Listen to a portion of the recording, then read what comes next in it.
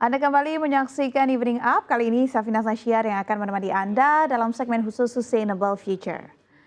Pemirsa, Indonesia memburu target tujuan pembangunan berkelanjutan atau Sustainable Development Goals pada tahun 2030. Salah satu upayanya adalah dengan menggalakkan penggunaan transportasi publik sebagai transportasi utama bagi warga Jakarta. Menteri Perencanaan Pembangunan Nasional atau Kepala Badan Perencanaan Pembangunan Nasional Indonesia Bappenas Suharso Monoarfa mengungkapkan setidaknya 60 hingga 70% warga Jakarta ditargetkan dapat beralih menggunakan transportasi publik, terutama jika sarana transportasi publik sudah mumpuni. Ini sekaligus menjadi upaya menekan solusi dari polusi udara yang terjadi beberapa bulan terakhir di Jabodetabek.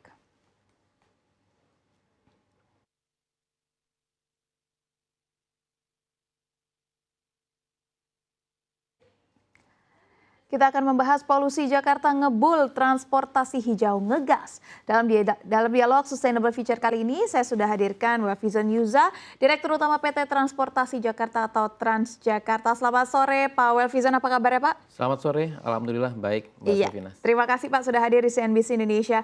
Kami ingin mengetahui Pak, sejauh ini bagaimana penerapan keberlanjutan ataupun mungkin dari sistem cara kerja atau sustainable business-nya yang dilakukan ataupun yang diterapkan pada perusahaan Transjakarta saat ini. Iya, kami di Transjakarta memahami bahwa sustainable ataupun keberlanjutan merupakan cara kami dalam menjalankan bisnis. Artinya apa yang kita lakukan saat ini tanpa mengorbankan apa yang akan terjadi di masa datang. Dan kami melihat kami punya kerangka keberlanjutan. Pada saat kita bicara keberlanjutan atau sustainability, selalu aspek pertama itu yang muncul adalah environment. Tapi tentunya tidak hanya mengenai lingkungan. Ya. Saat ini kami mengembangkan kerangka berkelanjutan di Transjakarta meliputi 3 aspek, yaitu aspek lingkungan, kemudian aspek ekonomi dan juga aspek sosial. Dari aspek lingkungan kita sebut kerangka keberlanjutan itu adalah bersih, berdaya, bestari. Di aspek pertama terkait dengan lingkungan, Transjakarta mengambil tanggung jawab untuk menghadirkan transportasi publik yang ramah lingkungan dan bertanggung jawab terhadap lingkungan. Kemudian tidak berhenti di situ, bisnis yang kita jalankan tentunya harus memunculkan atau menimbulkan dampak ekonomi bagi semua pelakunya. Dan yang terakhir dari aspek bestari, kita menghadirkan layanan yang inklusif yang bisa diakses oleh semua kalangan. Iya, dan tentunya setiap aspek ini pasti memiliki pembagian porsi anggaran belanja. Nah, kami juga ingin mengetahui Pak, anggaran belanja untuk bisa menerapkan sustainable development di dalam perusahaan Transjakarta seperti apa? Katakanlah untuk membeli bus listrik. Iya, kita bicara aspek mungkin yang paling relevan dengan topik yang disampaikan hari ini adalah terkait dengan aspek bersih. Iya. Ada 3 strategi yang dijalankan Transjakarta terkait dengan aspek bersih ini. Yang pertama adalah dengan melakukan elektrifikasi armada dengan menggunakan bus listrik. Kemudian yang kedua dengan mendorong penggunaan transportasi publik yang lebih banyak, dalam artian tentunya akan mengurangi penggunaan kendaraan pribadi. Dan kemudian yang ketiga adalah melakukan carbon offset. Dalam bisnis model kami, 80% dari anggaran itu digunakan untuk sarana. Dan tentunya sesuai dengan yang ditargetkan oleh Pemprov DKI, di tahun 2030 semua 100% dari armada yang dijalankan oleh Transjakarta sudah harus listrik. Dan ini sudah kami mulai dari tahun lalu dengan mengoperasikan unit bus listrik.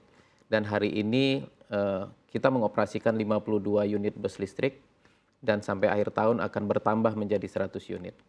Kalau kita lihat jumlah armada ini tentunya masih akan terus bertambah. Dan penambahan ini akan kita lakukan secara bertahap di setiap tahunnya. Sehingga harapannya nanti di 2030 semua komposisinya itu sudah bus listrik. Artinya semua anggaran kita itu sudah fully sustainability. Oke, boleh secara singkat Pak, 53 sekian tadi, 52 unit dan akhir tahun akan mencapai 100, tapi kalau kita compare dengan seluruh armada ini artinya berapa persentase Pak? Kira-kira di tahun ini kita akan mencapai sekitar 7,5 sampai 8% armada. Kemudian nanti secara bertahap di tahun-tahun berikutnya akan ada penambahan unit. Sehingga kita targetkan di 2027 50% armada Transjakarta itu sudah listrik.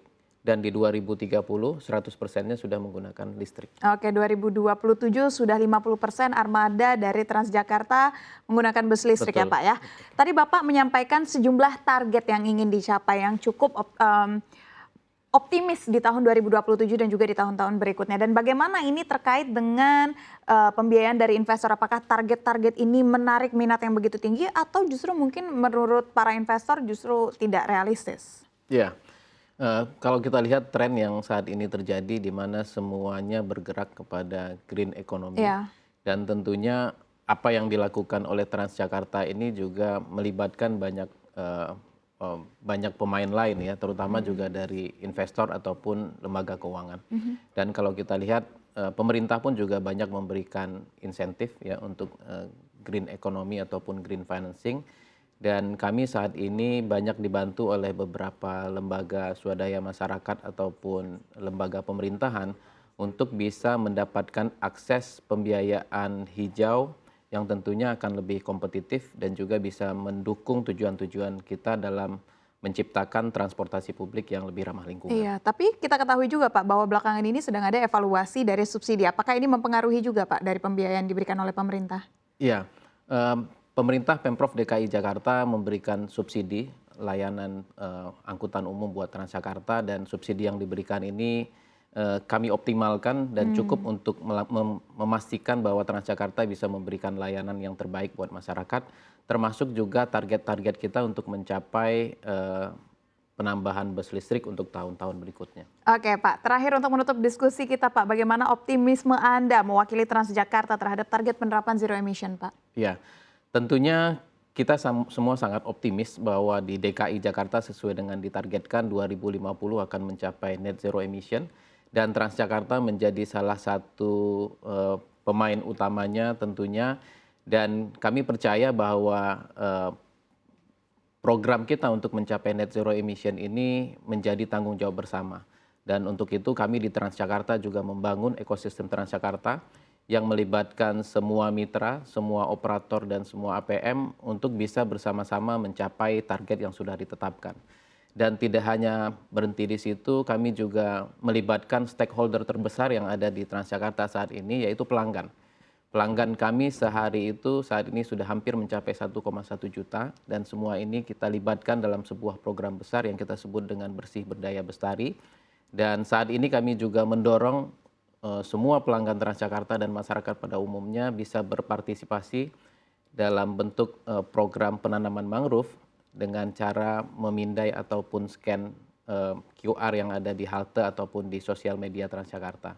Dan kami bekerja sama dengan Carbon Ethic untuk bisa melakukan ini semuanya. Ya, wah, sebagai salah satu pemeran utama dari net zero emission yang ingin dicapai Indonesia, tentunya kita terus menanti ya Pak, program-program apa lagi yang akan dijalankan oleh Transjakarta ke depannya. Terima kasih banyak Pak atas waktunya, sehat dan sukses selalu untuk Anda. Oke, terima kasih.